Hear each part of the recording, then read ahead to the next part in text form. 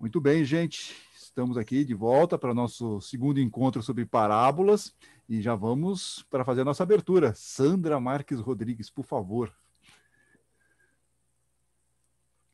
Vamos lá. Então, pessoal, boa tarde. Vamos nos acalmando, serenando a nossa mente, elevando os nossos pensamentos e nos ligando ao nosso mentor, pedindo a ele que esteja sempre junto de nós, nos guiando e nos sustentando. E que nós possamos estar sempre com a mente e o coração abertos para receber essa ajuda. E junto com ele nós vamos ao encontro do anjo Ismael, pedimos a ele que derrame sua luz dourada sobre os nossos frontais. E mais ao alto, vamos chegando à nossa Mãe Maria, que nos cobre com seu manto de luz e aquece a nossa alma. Pedimos a ela que nos leve até o seu Filho, nosso Mestre Jesus. E a ele nós agradecemos pelos seus exemplos e pelos seus ensinamentos.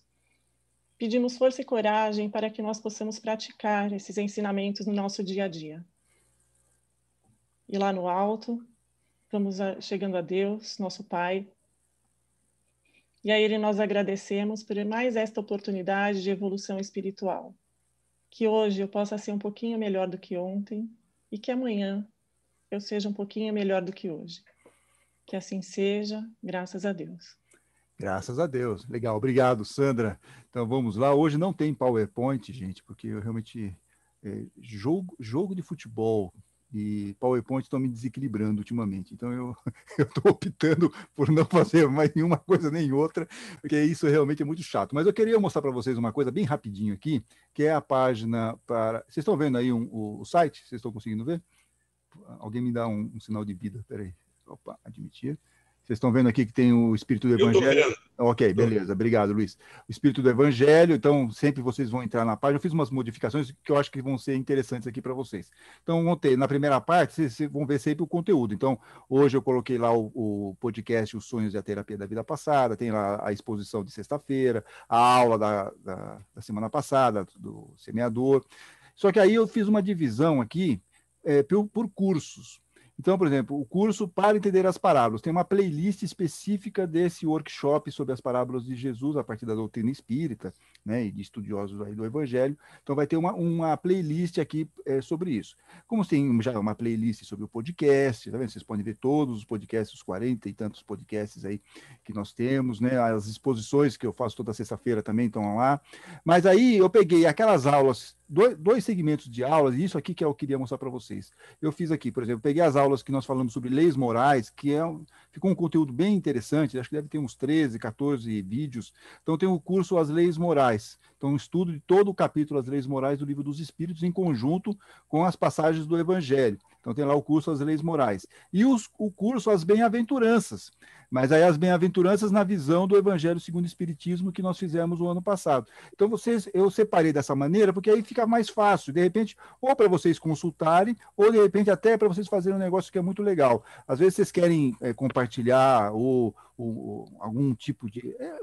uma parte desses ensinos, mas aí está lá num bloco de 40 aulas. Como que vocês vão fazer para divulgar isso, ou de repente mostrar isso para alguém? Então agora fica fácil. Vocês clicam lá, vem lá, curso As Leis Morais.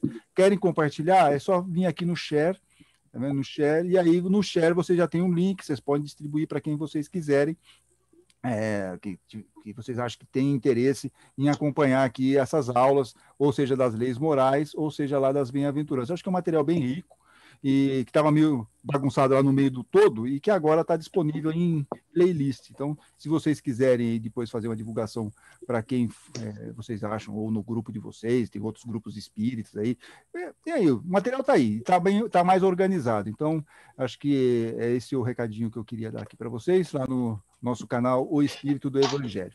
Bem, hoje nós vamos aqui, então, falarmos um pouquinho ainda da parábola do semeador.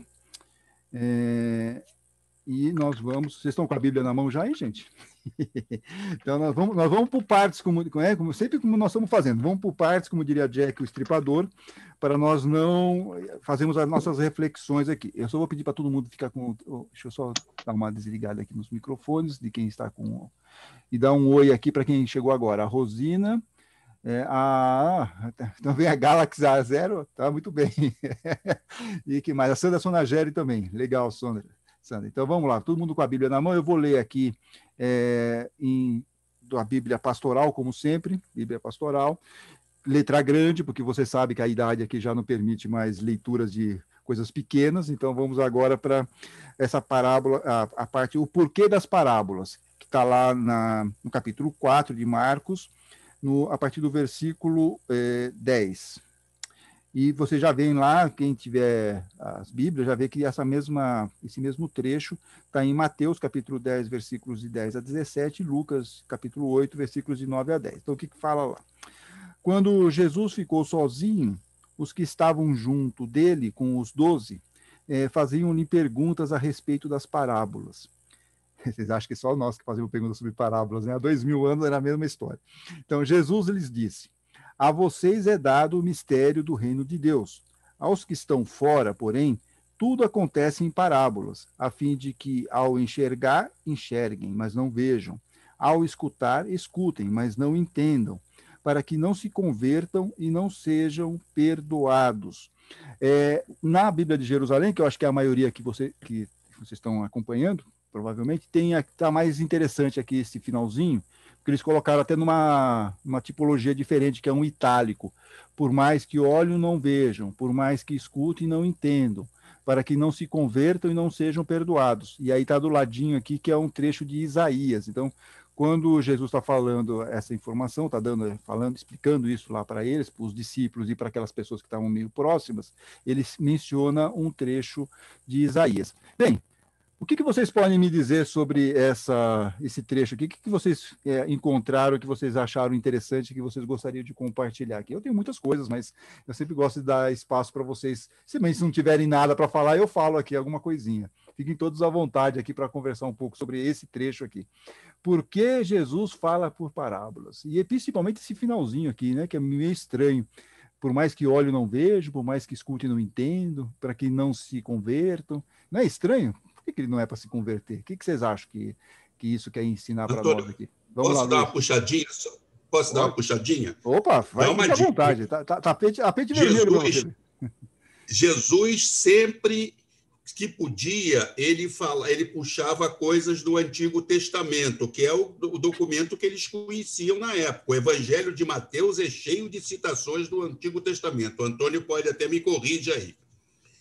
E no Salmos, tem um salmo que é interessante, é só para ativar a curiosidade de vocês. Em parábolas abrirei a minha boca e proferirei enigmas do passado. Ou, de uma outra leitura, abrirei minha boca numa parábola, proporei enigmas da antiguidade. Ou seja, falar por parábolas, uma coisa que ele usava, mas já tinha vindo, ele trazia essa inspiração lá dos Salmos. Exatamente. A parábola não foi criada por Jesus, é dentro de uma tradição.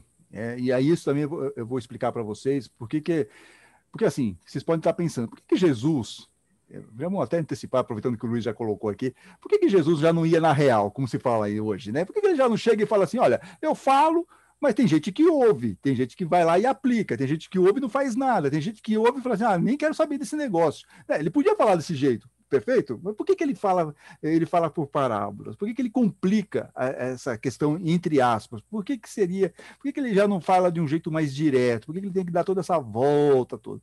Então, mas eu tenho umas certas hipóteses aqui que eu quero discutir com vocês, mas eu queria ouvi-los também. O que vocês acham sobre essa questão aqui? Por que ele falava por parábolas?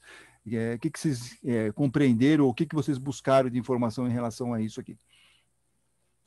Antônio, eu não busquei nada, mas eu acho que ele falava por parábolas para aguçar o entendimento de quem o seguia, para a pessoa pensar, né, no que ele estava falando. Muito bem, Julieta. Muito bem.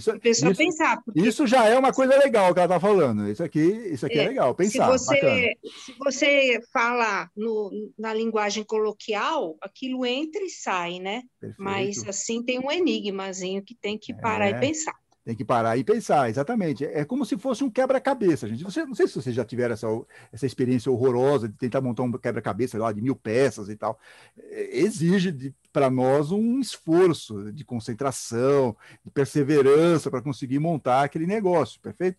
Na parábola é a mesma coisa, você tem que ter um esforço para fazer o entendimento, para conseguir compreender aquele negócio.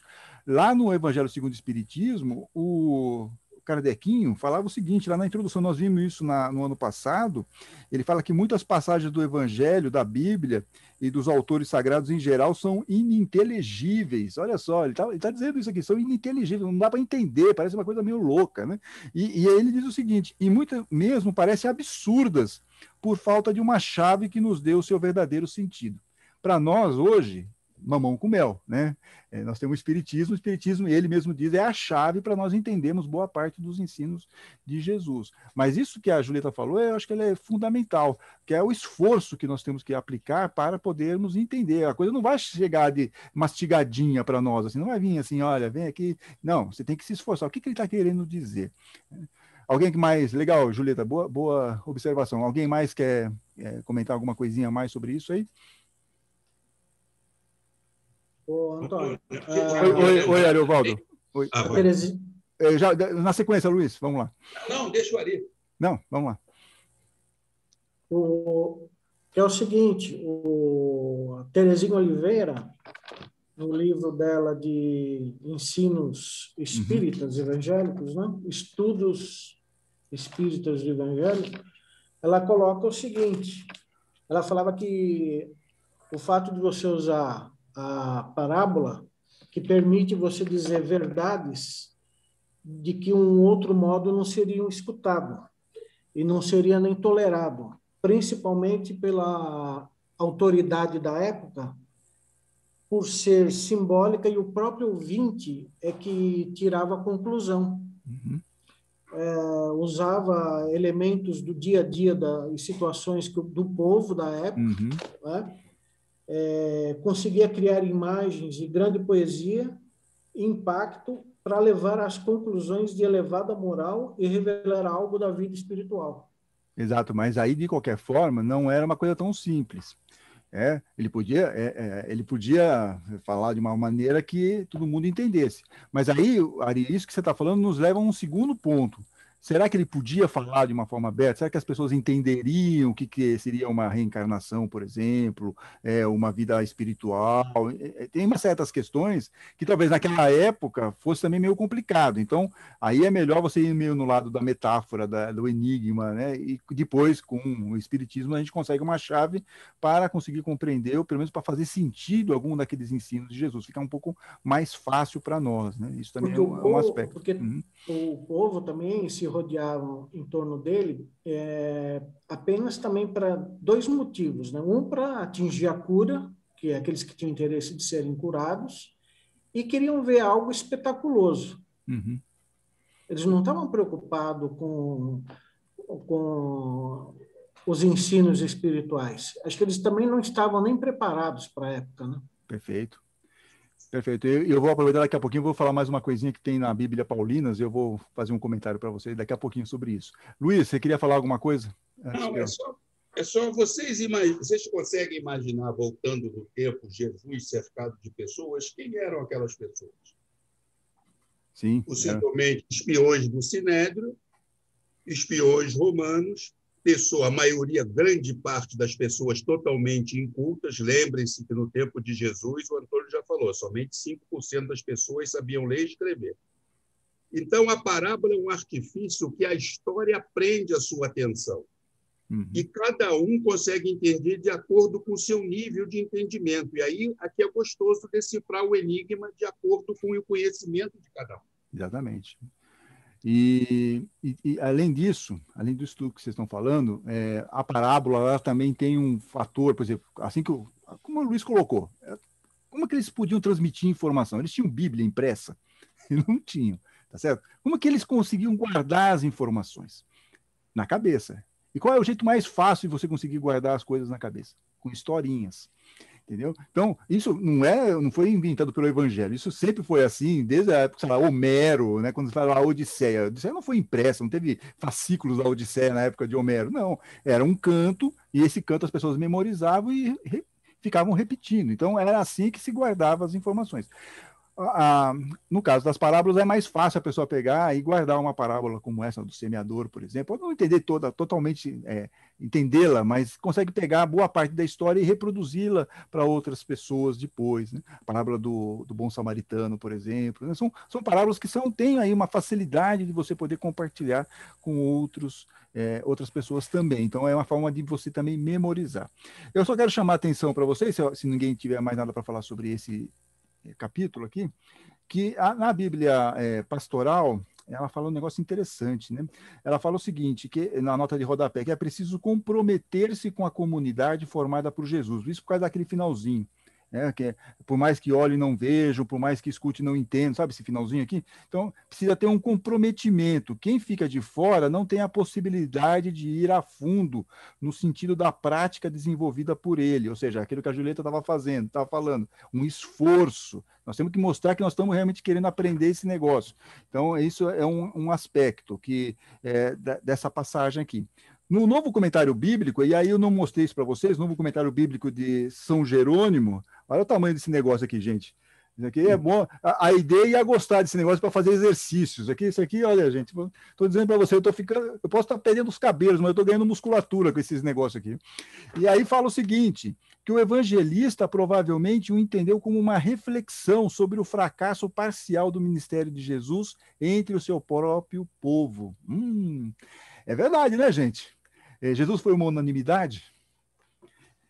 Não foi, né? Aliás, até tem um ditado que diz assim, puxa, né? Se nem Jesus conseguiu agradar todo mundo, quem dirá nós, né?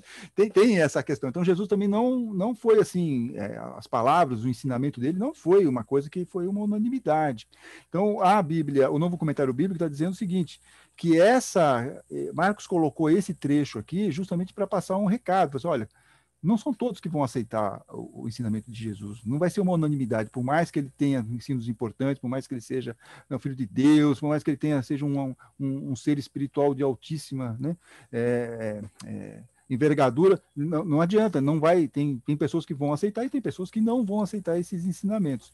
E aí na Bíblia Paulinas diz o seguinte: por que as pessoas não aderiram decisivamente ao Evangelho? Olha como as coisas estão interligadas e como realmente é uma outra publicação, falando exatamente sobre isso aqui. Por que as pessoas não aderiram decisivamente ao Evangelho? Aí o texto de Isaías aponta uma pista de resposta. Porque a maioria das pessoas não quer ver, não quer ouvir, nem compreender, nem se converter. Olha só, as pessoas não querem. Né? Por isso que o semeador está jogando a semente, mas tem gente que não quer saber, né? Não quer se esforçar. Então, nós, por exemplo, estamos aqui estudando as parábolas. Nós podíamos estar fazendo qualquer outra coisa na vida. Podíamos estar, sei lá, na piscina, podíamos estar lavando o carro, podíamos estar fazendo qualquer coisa na vida, né? Passeando com um cachorro, podíamos fazer qualquer coisa. Mas nós resolvemos tirar um dia na semana para estudar aqui as questões das parábolas. Isso exige o quê? Um esforço nosso para estarmos aqui, para estudarmos, para tentarmos compreender. É esse esforço que faz toda a diferença aqui no processo, né? E é o nosso quebra-cabeça. Nós estamos aqui quebrando a cabeça para tentar compreender esses ensinos, esses ensinamentos de Jesus. Não só isso, essa é uma parte importante, mas depois temos que colocá-lo em prática, tudo bem? Então essa aqui é a parte por que Jesus fala por parábolas. Dúvida, gente? Podem falar aqui que eu tô... Aqui estamos naquela fase, fala que eu te escuto. Antônio. Oi. Antônio. Oi, Sandra. Essas duas últimas linhas, para que não se convertam e não sejam perdoados, eu não entendi. Exatamente essa parte aqui que eles estão falando, que é a questão de você ter que se esforçar. A informação não vai chegar de graça para você, não vai chegar assim sem você se esforçar um pouco. Então você pode, se você de repente entende o que ele está ensinando, está muito fácil, vai morrer por isso mesmo. Então você tem que fazer valer esse esforço. Você tem que fazer valer ter acesso a esse conhecimento, como nós estamos aqui tentando entender e compreender, mas é um esforço nosso. Então, por isso que ele está falando, isso não vai ser simples. Não adianta vocês acharem que vocês vão ter toda a informaçãozinha de mão beijada, mamão com mel. Não vai, vocês têm que fazer por merecer essa compreensão. Exige um raciocínio. Não vai ser mastigado, é isso? Não vai ser mastigado, não é papinha de bebê, entendeu? Com fórmula. Exatamente, é uma feijoada daquelas que você tem que tomar um sal de frutas depois, entendeu? Exige de você um esforço para isso, entendeu? Legal? Tudo bem, Sandra? Essa é uma das interpretações possíveis aqui para essa passagem. Tudo bem? Podemos seguir? Ok, a ID está chegando. Depois eu mostro para ela meu novo levantador de peso aqui. Vamos lá. Então aí, gente, vamos lá. Jesus explica a parábola do semeador, já na sequência aqui, beleza? Então está lá em Mateus, capítulo 13, versículo 18 a 23, Lucas, capítulo 8, versículos de 11 a 12. Então, de novo, lá na Bíblia Pastoral, deixa eu só fechar aqui um microfone que está aberto, que eu acho que é da Aide. Ok, pronto. Já está. Aide, seja bem-vinda, hein, Aide? Vamos lá. Ó, e Jesus lhes disse, vocês não compreendem essa parábola? Então, como irão entender todas as parábolas? E aí ele começa a explicar. Então, primeiro ele dá uma chamadinha nos discípulos, no pessoal que estava lá em torno, e ele fala o seguinte, o semeador semeia a palavra. Semeia a palavra.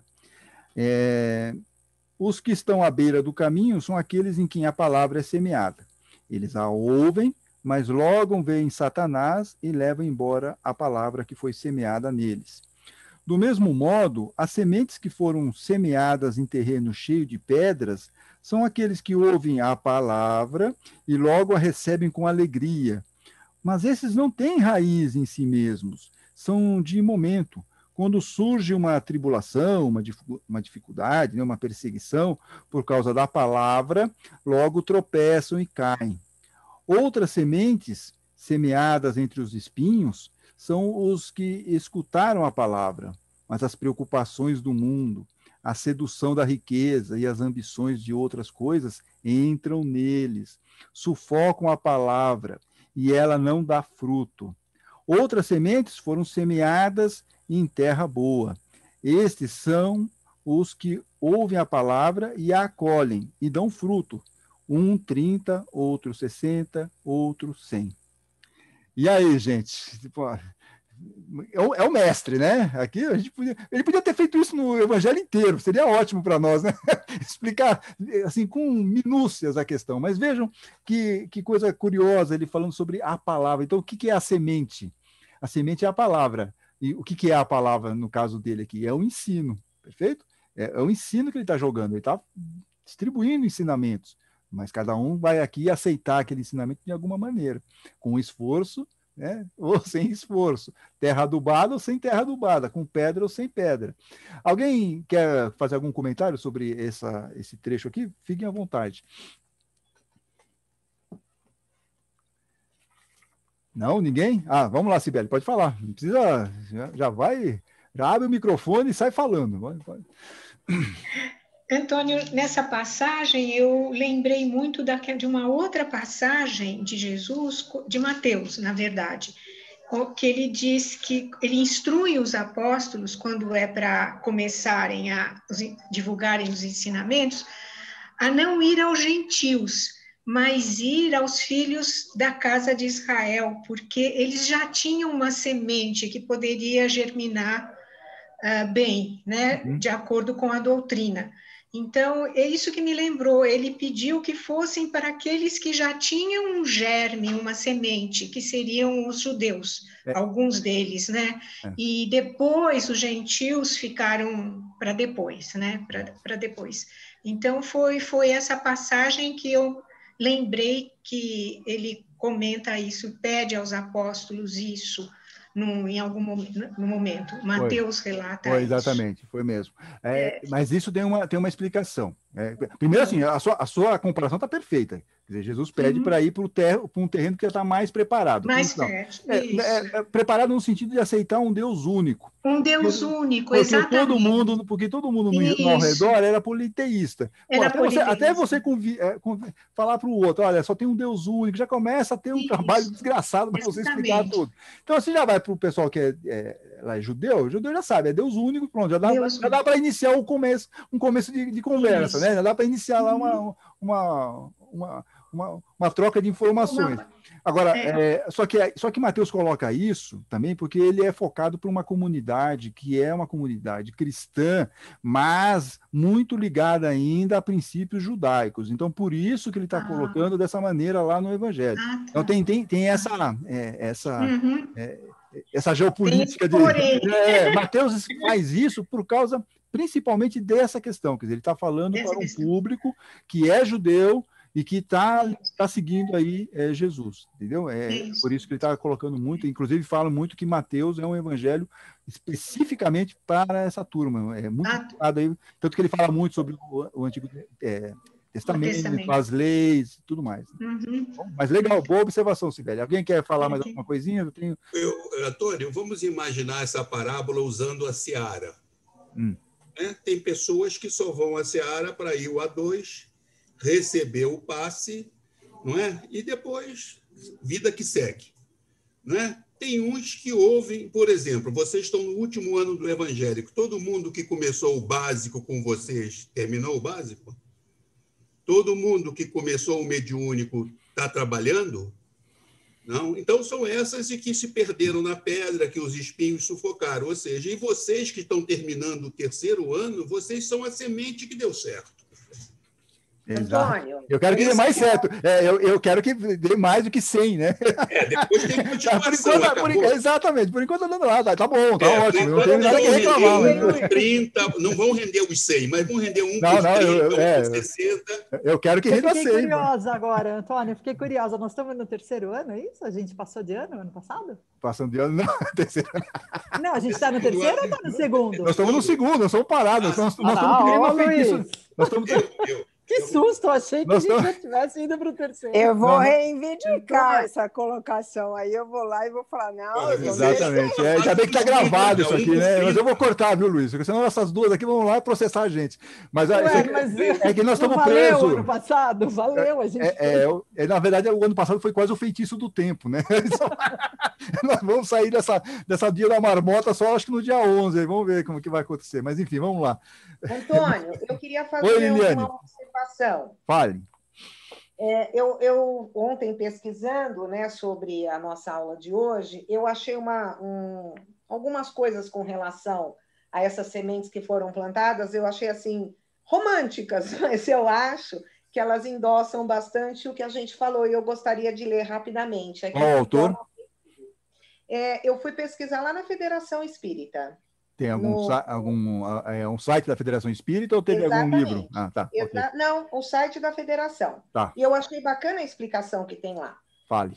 Aí ele fala, uma parte da semente caiu ao pé do caminho. Esse tipo de solo ou local onde as sementes caíram simboliza as pessoas que permanecem à margem das orientações espirituais que lhes chegam durante a existência. As sementes que caíram ao pé do caminho não chegaram a germinar, ou seja, as pessoas representadas pelo terreno situado à beira da estrada foram totalmente refratárias ao Evangelho. Representam, sem dúvida, os materialistas de todos os tempos. A outra parte que caiu em pedregais, lá, pedregulhos, as pedras indicam formações mentais cristalizadas, ainda existentes em todos nós, espíritos imperfeitos, mas que precisam ser removidas ou destruídas, seja pelos conhecimentos das verdades imortais, seja pela melhoria moral. E a outra caiu entre os espinhos, e espinhos cresceram e sufocaram-no.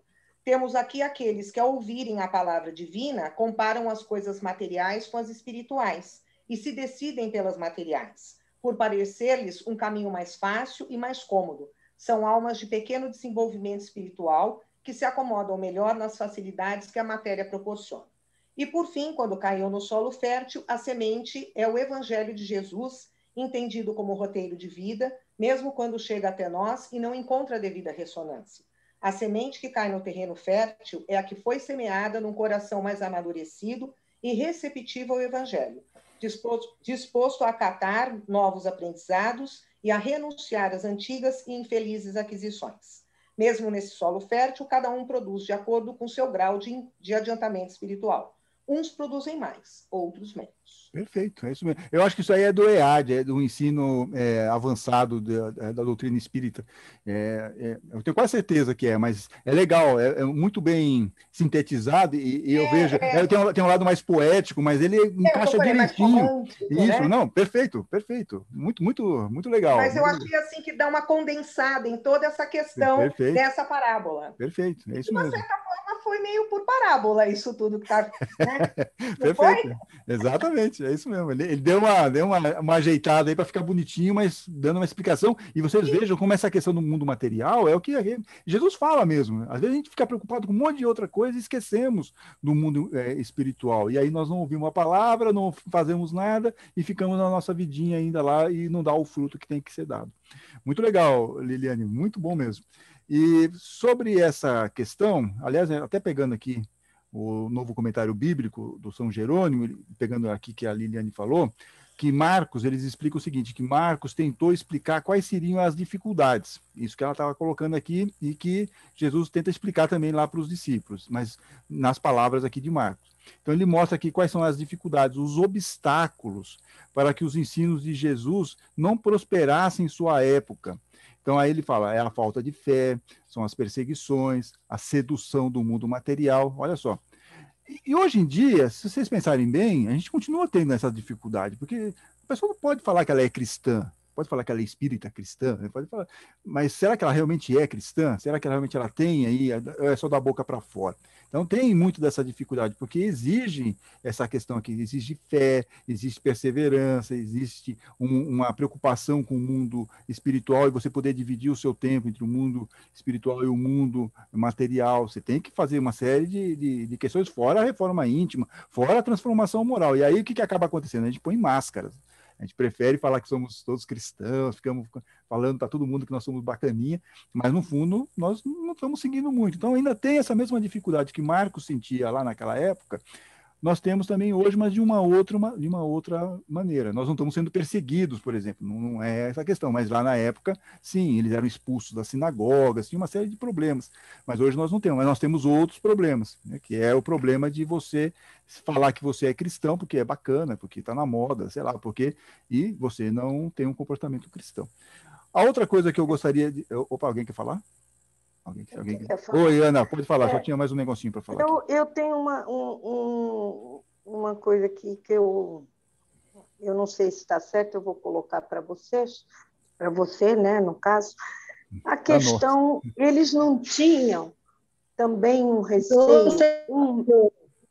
um medo constante, porque eles vieram de uma época, é o que você está falando, de perseguição, a questão também que Jesus ensinava, a questão de um Deus de amor.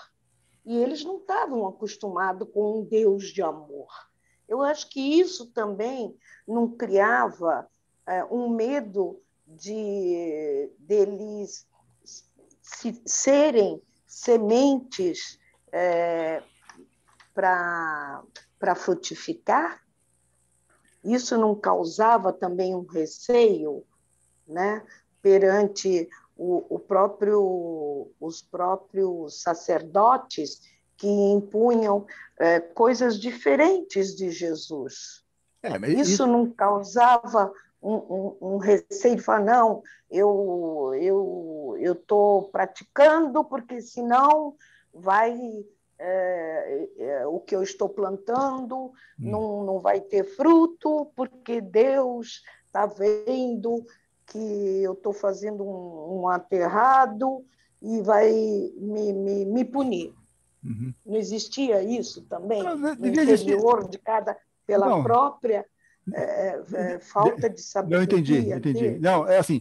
Se a gente for na época do cristianismo primitivo, tinham vários problemas. Uma delas, a principal, quer dizer, os judeus não aceitavam, a maior parte dos judeus não aceitava, e Paulo foi o nosso grande exemplo, não aceitava que Jesus fosse o Messias. Só depois que Paulo acabou aceitando e foi. Então, isso era uma dificuldade. Isso dentro do mundo judaico. Agora, fora do mundo judaico, você tinha a questão do politeísmo. Então, era outra dificuldade, eles não gostavam de participar dos mesmos eventos das comunidades pagãs, então isso criava lá uma série de dificuldades. Houve um momento de perseguição, que isso ainda está muito mal ainda esclarecido. Falam muito de Nero, mas aí tem gente que fala que não foi Nero, foi mais depois, enfim, tem uma série de questões aqui que realmente colocavam à prova aí essas dificuldades nesse começo do cristianismo primitivo. Isso só vai mudar lá depois com Constantino, aí quando o cristianismo vira uma religião, lá pelo ano 300, aí sim a coisa muda de figura, o cristianismo vira a religião oficial, eles banem de uma forma assim truculenta praticamente todo mundo que pensava diferente, e assim estamos aqui hoje graças a esse momento. Mas realmente houve uma certa dificuldade naquele início, vocês podem imaginar, né? Como não deveria ser fácil. Mas eu acho que aqui o que o Marcos está querendo dizer, eu acho que é mais uma questão interna mesmo, né? Uma questão assim, puxa, como que eu vou fazer? Como que eu vou seguir? Por que é tão difícil seguir Jesus? Por que eu não consigo entender o que ele está falando? Né? Por que eu não consigo entrar nesse caminho? Então, para eles podia ser uma situação um pouco difícil. Paulo vai retratar muito isso na carta aos Coríntios. Paulo vai, na primeira carta aos Coríntios, ele estabelece nas comunidades que ele criou uma ceia para fazer como se fosse aquela ceia do Senhor, na última ceia, né? Que você vai lá, tem o pão. Então, todo mundo tinha que se reunir. Só para vocês verem o tamanho da dificuldade. Deixa eu só desligar um pouquinho aqui seu microfone, Ana. Peraí. Para vocês terem uma noção do tamanho da dificuldade. Então, o que era? Todo mundo que era cristão, todo mundo que seguia lá Jesus, da comunidade lá de Corinto, se reunia num determinado dia da semana, e eles tinham que fazer o quê? Partilhar o pão. Então ia ter a comida lá, todo mundo, seja pobre, escravo, rico, todo mundo chegava e todo mundo junto, como irmãos, iam lá se alimentar. E aí o que estava acontecendo? Os ricos chegavam, as pessoas que tinham mais posse chegavam antes, comiam tudo e iam embora. Aí os escravos, os trabalhadores, o pessoal que chegava um pouco mais tarde, não tinha nada para comer. Aí Paulo chega e fala assim, gente, não pode, isso não tem condições. Então, isso é um exemplo banal, mas está lá na carta aos Coríntios, na primeira carta aos Coríntios. Vão lá e vejam isso, e vocês vão ver como era difícil você seguir os ensinamentos de Jesus, quer dizer, continua sendo difícil para nós ainda hoje, mas para vocês verem que não eram os primeiros cristãos, eles estavam lá perdidos, eles não sabiam como seguir, seguiam tudo errado. Então, faltava um pouco mais dessa consistência que eles estavam tentando passar. Os evangelhos foram um pouco para tentar ajudar essas comunidades a terem um norte. Paulo escrevia as cartas para dar um norte para essa turma, porque estava todo mundo perdidinho. Tá certo? Para dar pelo menos um caminho. Ó, vamos seguir por aqui, gente. Vamos seguir aqui, que acho que aqui está certo, mas do jeito que vocês estão fazendo está tudo errado. Então é um pouco por aí. Mas legal, Ana, essa observação sua é boa, porque a gente consegue dar um retrato da época, né? E é bom para a gente entender também por que o Marcos resolveu escrever um evangelho, por que Mateus resolveu escrever um evangelho, por que Lucas resolveu escrever um evangelho, né? Porque eles tinham que falar para aquelas comunidades. Então eu acho que isso é importante para a gente entender, e cada um puxava a sua sardinha para sua brasa, porque tinha alguma coisa que estava acontecendo naquela comunidade que era importante eles destacarem no Evangelho. Então, uma das dificuldades que Marcos está colocando era essa pouca aceitação aos ensinos de Jesus. Eu só quero complementar aqui uma coisinha desse pedaço aqui, que explica a parábola do semeador, que está na Bíblia de Jerusalém. Bíblia de Jerusalém. Quem está na Bíblia de Jerusalém aí, vê lá no comentário C, que ele fala o seguinte, que o Marcos está destacando a dificuldade de compreensão dos discípulos, porque a gente acha que parábola é uma maravilha, todo mundo entendia a parábola, né? Então, Marcos, ele mostra que os discípulos tinham dificuldade em outras passagens, e aí, se vocês forem ver lá nesse C, ele vai dar vários aqui, olha, Marcos 6, 32, se eu não estou ficando cego, gente, 52, 6, 52, 7, 18, 8, 17, aí tem o que mais aqui? Tem o 9:10, tem o 10:38, tá tudo aqui nessa parte de baixo.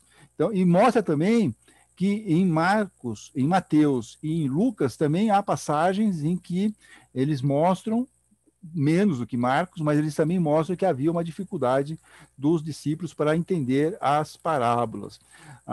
Deixa eu ver o que mais que ele fala aqui. Mateus e Lucas também traz a descrição parecida, portanto não era algo fácil de compreender, as parábolas não eram de algo de domínio tão tranquilo, e isso é muito demonstrado em Marcos, um pouco em Mateus e Lucas, tudo bem? Então exige um esforço até hoje, para nós entendermos não só as parábolas, mas os ensinos em geral que Jesus nos deixou. Tudo bem, gente? Alguma dúvida em relação a isso? Porque aí nós já vamos... Antônio. Pois não, fale, Ari. É correto dizer que o Evangelho de Marcos podia ser uma narrativa, uma Memórias de Pedro? Olha, qualquer coisa que você fale dos evangelhos, você pode estar dando com os burros na água, porque a gente não sabe quem escreveu. Porque Marcos, por exemplo, não era o Marcos que era o discípulo de Pedro. A gente não sabe quem foi o cara que escreveu o Evangelho de Marcos, o Evangelho de Mateus. Isso veio depois, lá pelo ano 200, quando a igreja primitiva estava se organizando, e aí eles falaram, bom, precisamos colocar gente que a autoria seja assim, de pessoas que conheceram Jesus, ou pelo menos os apóstolos.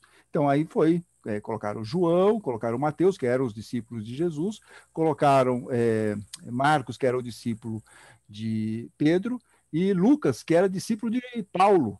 Né? Então, eles acabaram meio que acertando isso, mas isso foi uma convenção. Nós não sabemos quem foram os autores. Então, qualquer coisa que a gente possa falar, Marcos era da comunidade, ou era ligado a Pedro, não sabe. O que eles falam muito é que talvez o Evangelho de Marcos tenha sido escrito em Roma, e ele conhecia um pouco daquelas histórias, algumas das palavras em aramaico, e ele é o único evangelho que coloca lá algumas expressões em aramaico. Mas é a única coisa que nós sabemos, não temos mais informações, entendeu? Nós temos que tomar muito cuidado com isso, porque tem muito folclore em torno da autoria dos evangelhos, e aí cria-se muitas informações desencontradas e que não batem com a realidade. Aliás, ninguém sabe a realidade.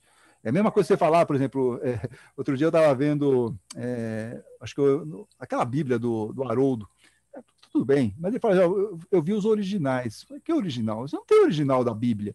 Você não sabe qual é você não tem o texto original. Ninguém tem esse texto. O que nós temos são cópias de cópias que acabou chegando para nós aqui. Mas a gente tem. Então, a gente tem que tomar muito cuidado, que às vezes a gente fala umas coisas ou tem uma percepção que são bem complicadas, entendeu? São bem complicadas. E também levar, por exemplo, em consideração livros, psicografias históricas, a gente também tem que tomar muito cuidado, porque às vezes essas psicografias, essas histórias que nos falam um pouco sobre o Evangelho na época de Jesus, ou depois, como foi, tudo isso tem muita de ficção. A ideia do autor não é passar uma informação histórica, ele está querendo nos dar uma informação para elevar o nosso espírito, aquela história edificante, aí tudo bem. Mas você pegar aquilo e falar, não foi assim que aconteceu, aí também é um problema. E nós temos isso muito grave dentro do espiritismo. A gente fica meio numa bolha e fica meio autorreferente. Então, Paulo Estevam daqui, entra no currículo escolar, o Boa Nova está toda hora sendo citado, e você vai lá no prefácio e não é nada disso. Quer dizer, o autor mesmo fala, olha, eu peguei essas informações as lendas do folclore do mundo espiritual. Então, o que é lenda no folclore do mundo espiritual? É ficção. E está lá no Boa Nova, é só vocês olharem. Paulo Estevam é a mesma coisa. Paulo Estevam está lá na abertura, no prefácio. É uma biografia romanceada. Tem fatos históricos lá? Tem. Ok, mas também tem ficção, porque senão não seria romanceado. Como que você separa o joio do trigo? Só se o autor falar. Mas o autor não fala. Então você não sabe o que aconteceu de verdade lá ou não aconteceu. Então você não pode levar aquilo como a ferro e fogo.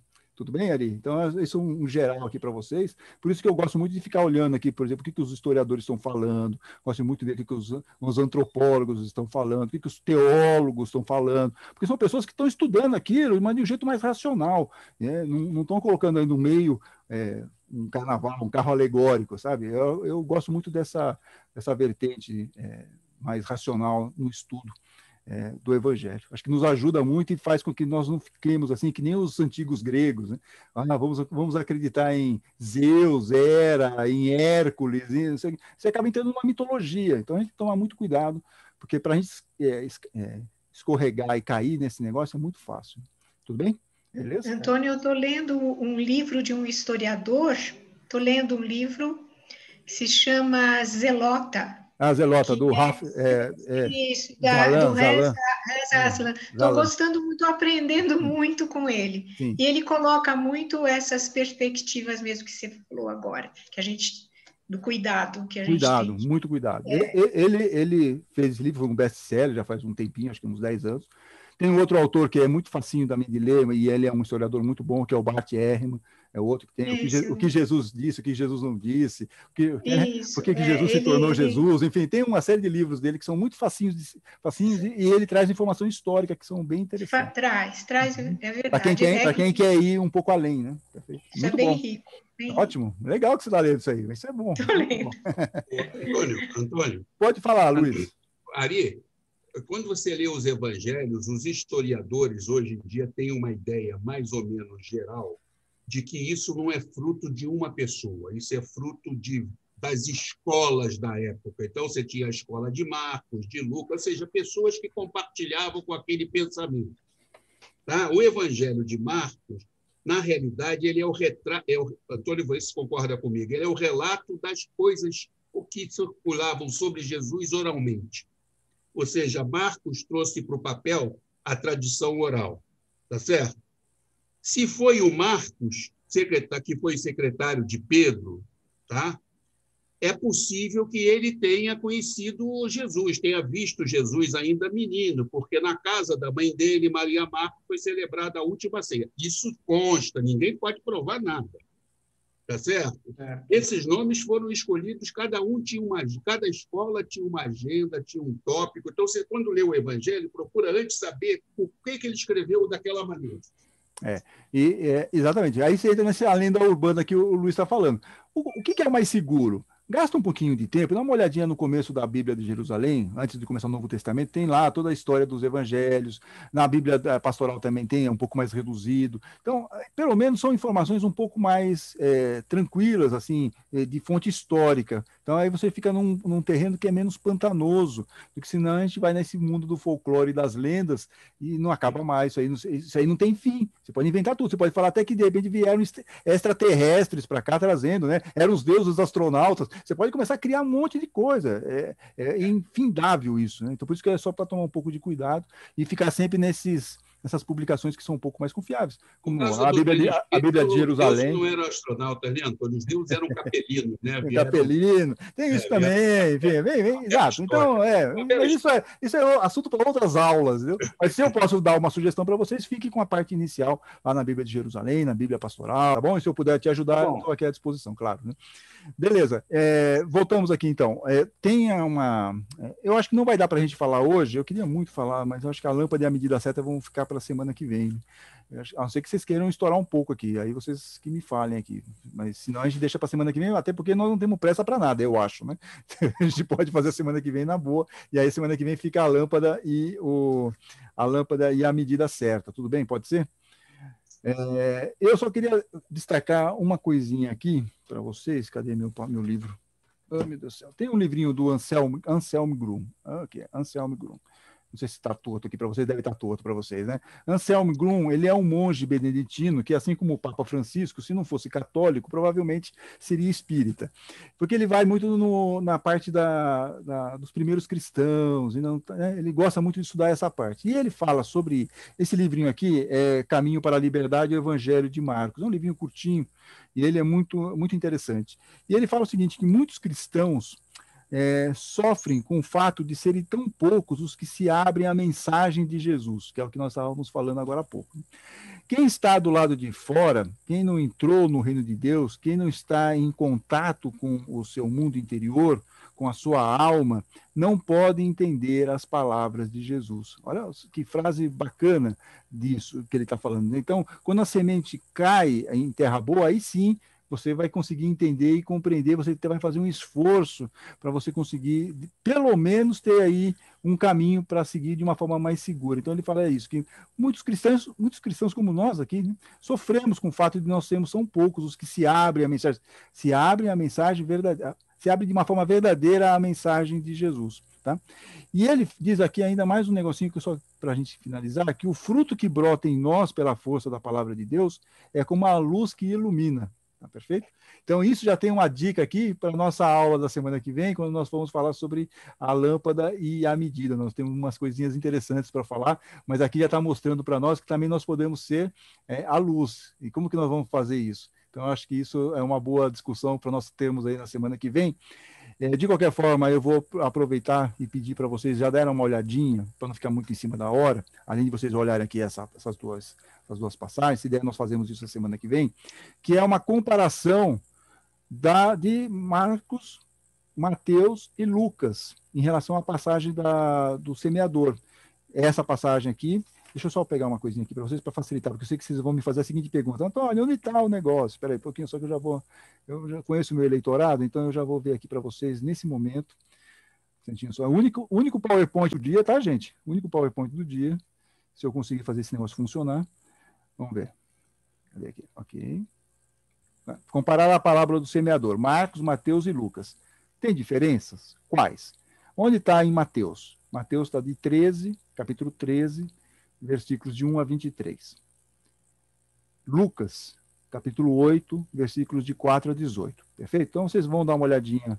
Nós já vimos aqui com profundidade Marcos. Então, agora nós vamos entender se Mateus fez alguma modificação nessa passagem da parábola, ou se Lucas também fez alguma diferença, fez alguma modificação, porque os dois evangelhos, como vocês sabem, se basearam em Marcos. Mas cada um tem agendas diferentes. Mateus estava falando para uma comunidade, Lucas estava falando para outro. Então, de repente, eles podem ter feito aí algumas modificações, ou não ter feito nenhuma modificação extremamente relevante, tá bom? Então, eu gostaria que vocês fizessem essa leitura.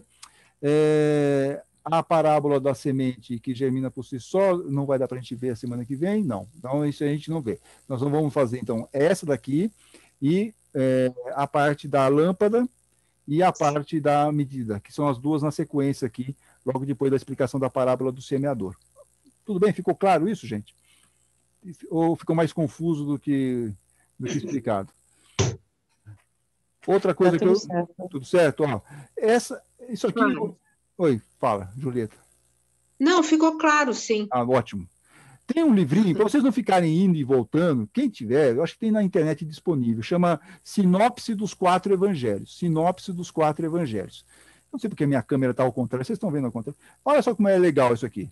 Ele pega as passagens, veja se vocês conseguem ver. Vocês pode pôr aí, de repente, o meu discurso em orador, vocês vão ver a tela inteira. Eles pegam as passagens e põem em colunas. Então, a mesma passagem, ela fica lá em 4 colunas, que são os 4 evangelhos. Então, se tem num determinado evangelho, ele vai trazer o que foi escrito, e ele segue a Bíblia de Jerusalém. É uma possibilidade, isso deve ter na internet, e tem aí para vender, é da Paulus, pelo menos essa aqui, essa edição que eu tenho é da Paulus, é Sinopse dos 4 Evangelhos. Não é essencial, é só, de repente, uma ferramenta que podem não conhecer. Eu só fui atrás porque quando eu estudava na educação evangélica, eu queria saber como que eram as parábolas nos outros. Eu estava ficando meio desesperado, que eu tinha que ficar virando as páginas que nem um louco. Aí eu falei, por que ninguém inventou um negócio que podia juntar as 3? Aí eu descobri que tem esse negócio aqui que revolucionou a minha vida. Então, de repente, pode revolucionar a vida de alguém aqui. É a sinopse dos 4 evangelhos, tá bom? Fechou? Alguém tem alguma dúvida? Alguém quer acrescentar alguma coisa antes de nós encerrarmos o nosso encontro sempre muito produtivo aqui nas quartas-feiras? Ninguém? Vocês estão muito caladinhos hoje, hein, gente? Vamos, então. Ana Rubim, você está preparada para fazer o encerramento, nossas vibrações, fazendo a vibração aí para a turma que deixou as coisas aqui no nosso bate-papo, se é que tem alguém que deixou, mas pode fazer geral, não tem problema não, tá bom? Vamos lá? Fazer geral, então, tá bom? Sim, fechou. Então, vamos agradecendo os ensinamentos dessa reunião e aproveitar todos esses ensinamentos e doar em forma de um grande arco-íris o que recebemos. Vamos vibrando pela união dos povos, pelos nossos jovens, crianças e idosos. Vamos vibrando por aqueles que estão doentes, tanto do corpo, da alma e do espírito, e também pelos seus familiares. Vamos vibrando por aqueles que temos mais dificuldades de nos relacionar. E, por fim, pedindo permissão para vibrarmos por nós mesmos.